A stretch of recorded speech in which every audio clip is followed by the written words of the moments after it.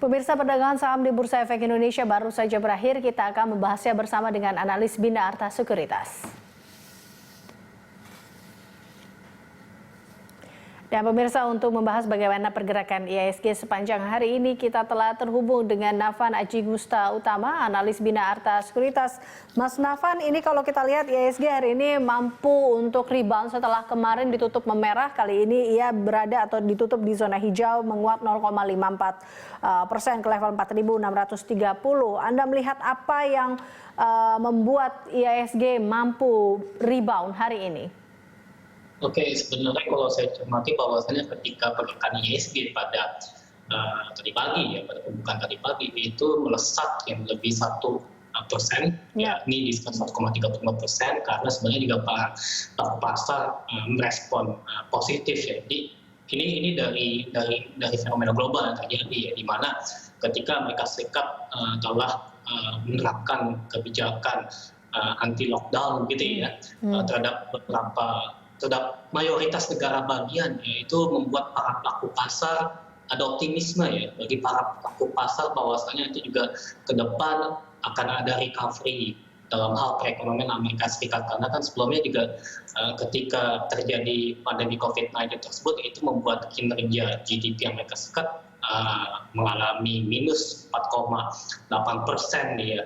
Dan tapi kalau misalkan jika kebijakan lockdown tersebut sudah tidak diberlakukan lagi ya pada beberapa negara bagian, itu membuat para pelaku pasar optimis sehingga market di regional Asia, kemudian juga harga komoditas dunia misalkan minyak ya itu pun juga mengalami penguatan. Kalau yang minyak tuh saya ingat itu Brent itu berada menguat 7% positif begitu ya.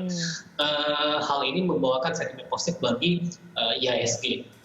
Terus ketika kita telah mendapatkan informasi dari BPS bahwasannya kinerja GDP Indonesia mengalami tertekan ya kalau saya pikir ya, dan itu juga di bawah konsensus ternyata.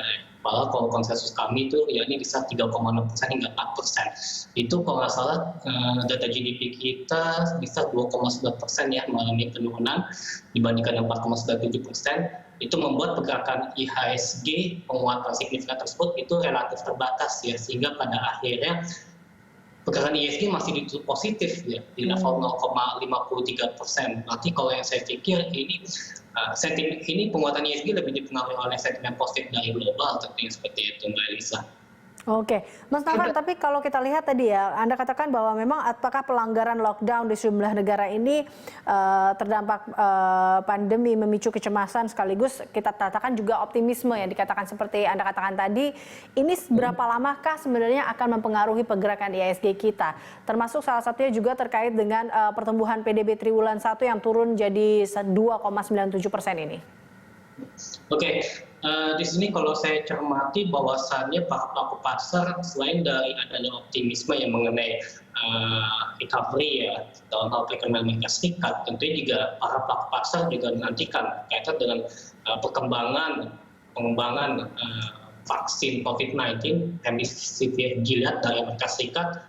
Itu memang kalau di Amerika Serikat itu sendiri memang menunjukkan tren yang positif ya, meskipun kalau misalkan jika diterapkan pada di Tiongkok misalkan mungkin ada sedikit kendala gitu ya. Tapi kalau misalkan jika sama di Amerika itu menunjukkan tren positif, maka dari itu juga optimisme pun juga menurut saya muncul. Paling-paling yang menjadi faktor penghambatnya yakni kita juga masih terdapat sentimen negatif dari global lain, misalkan berkaitan dengan faktor US and China trade war, walaupun ini sifatnya hanya masih retorika ya begitu ya. Karena kan selama ini kan juga hubungan antara Amerika dan Tiongkok pun juga masih berjalan secara pasang surut ya, di mana ketika Donald Trump terhadap Xi Jinping menuntut pertanggungjawabkan bahwasannya memang penyebaran COVID-19 memang telah dibuktikan terjadi pada di Wuhan tersebut begitu kan.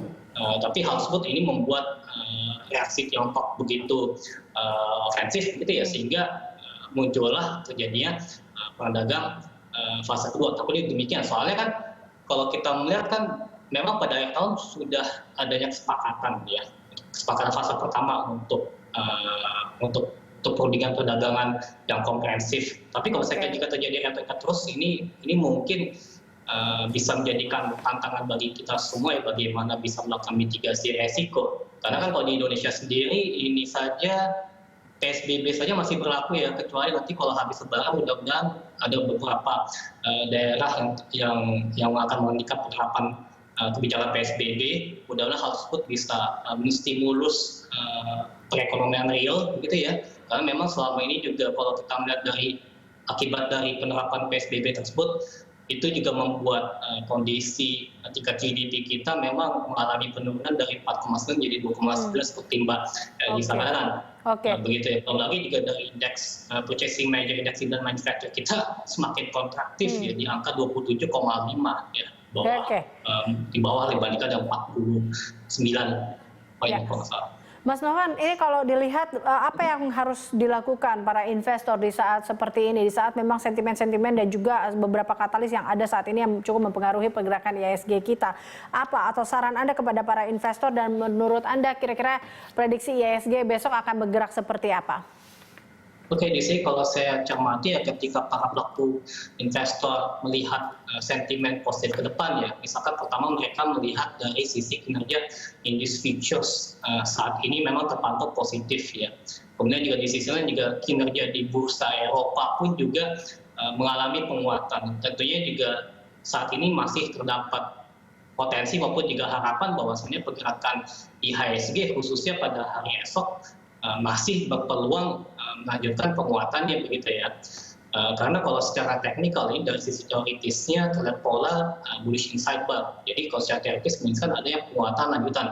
Tapi kita juga mesti pergerakan market akan dipengaruhi oleh misalkan untuk hari besok berkaitan dengan perilisan indeks keyakinan konsumen dalam negeri, dan juga ada juga perilisan indeks keyakinan bisnis. Kalau misalkan indeks keyakinan konsumen maupun bisnis tersebut mengalami penurunan, mungkin penguatan IHSG pada hari esok akan terbatas. Tapi misalkan selama pergerakan, maksud saya indeks kepercayaan tersebut dua-duanya itu berada di atas angka 100 ya, saya pikir tingkat kepercayaan terhadap dunia bisnis maupun juga dari sisi konsumen ini masih tetap ada, gitu ya, meskipun di tengah-tengah pandemi COVID-19 terjadi. Yang penting kita berharap bahwasannya Indonesia mudah-mudahan untuk kedepannya penerapan PSBB akan mulai terbatas, mungkin juga akan dihilangkan, tidak terapkan lagi, maksudnya seperti itu, sehingga hal tersebut bisa menggairahkan perekonomian di sektor real. Kemudian juga di sisi lain kita juga berharap bahwasannya berbagai program stimulus yang dijalankan oleh pemerintah pun juga BI pun juga tetap dilanjutkan, gitu ya. Dan juga di sisi lain yang paling penting juga dalam hal eksekusi ya, akselerasi kinerja pertumbuhan ekonomi atau enggak membuat kinerja pertumbuhan ekonomi Indonesia lebih sustainable. Ini penerapan Omnibus Law ini penting sekali, gitu ya. Mudah-mudahan bisa segera dilaksanakan. Baik, terima kasih Mas Novan telah bergabung bersama kami dalam Closing Market. Pemirsa,